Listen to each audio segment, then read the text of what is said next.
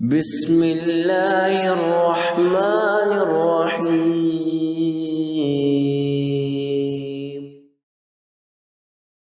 مدینہ المنورہ میں انتقال کرنے والا مسلمان بھی قیامت کے روز آپ صلی اللہ علیہ وسلم کی سفارش کا مستحق ٹھہرے گا۔ حضرت عبداللہ ابن عمر رضی اللہ تعالیٰ عنہما فرماتے ہیں کہ آپ صلی اللہ علیہ وسلم نے فرمایا، تم میں سے جس کسی کے لیے بھی ممکن ہو کہ وہ مدینہ میں اس نیت سے جا کر ٹھہر جائے کہ اسے موت وہاں آئے اور پھر اس کا مدینہ المنورہ میں انتقال بھی ہو جائے، تو میں ایسے مسلمان کی قیامت کے دن سفارش کروں گا۔ ایک اور روایت کے مطابق آپ صلی اللہ علیہ وسلم کا ارشاد ہے، جس کسی نے مدینہ المنورہ میں رہائش کی مشقتوں اور سختیوں کو برداشت کیا یہاں تک کہ اسے وہاں موت آ جائے، قیامت کے دن میں ایسے مسلمان کے لیے گواہ ہوں گا یا سفارش کروں گا۔ قاضی ایاز رحمۃ اللہ علیہ فرماتے ہیں کہ اس سے مراد یہ ہے کہ مدینہ المنورہ میں رہنے والوں اور پھر وہاں انتقال کر جانے والے مسلمانوں کی دو قسمیں ہو سکتی ہیں۔ پہلے نمبر پر اللہ رب العزت کے نافرمان اور گناہگار مسلمان، تو ایسے مسلمانوں کے لیے جو مدینہ المنورہ میں انتقال کر جائیں، قیامت کے روز آپ صلی اللہ علیہ وسلم سفارش کریں گے۔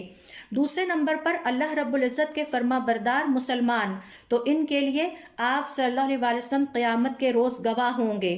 یا یہ کہ اس سے مراد یہ ہے کہ جو مسلمان آپ صلی اللہ علیہ وسلم کی حیات طیبہ میں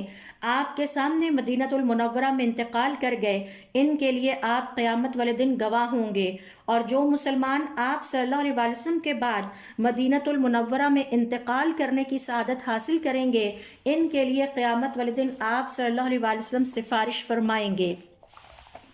اہل علم کے مطابق مدینہ المنورہ میں انتقال کر جانے والوں کے حق میں آپ صلی اللہ علیہ وسلم کی سفارش سے مراد یہ ہے کہ ایسے مسلمانوں کے قیامت والے دن درجات بلند کیے جائیں گے، ان کے حساب میں تخفیف کر دی جائے گی، یا اللہ رب العزت نے جو دیگر اعزاز قیامت کے دن اہل ایمان کے لیے تیار کر رکھے ہیں وہ انہیں عطا کریں گے۔ مثال کے طور پر قیامت کے روز عرش کے سائے میں انہیں رکھا جائے گا، یا نور کے ممبروں پر بٹھایا جائے گا، یا یہ وہ مسلمان ہوں گے جنہیں جلد جنت کی طرف روانہ کر دیا جائے گا۔ امام دہلوی رحمۃ اللہ علیہ فرماتے ہیں، مدینہ المنورہ میں جا کر رہائش پذیر ہونا اور پھر وہیں انتقال کر جانا، یہ دراصل مدینہ المنورہ کی فضیلت کو ظاہر کرتا ہے، اور اس فضیلت کا راز یہ ہے کہ مدینہ المنورہ کو آباد کیا جائے، کیونکہ مدینہ المنورہ کو آباد کرنا دراصل اسلامی شعائر کو تقویت پہنچانے کے مترادف ہے۔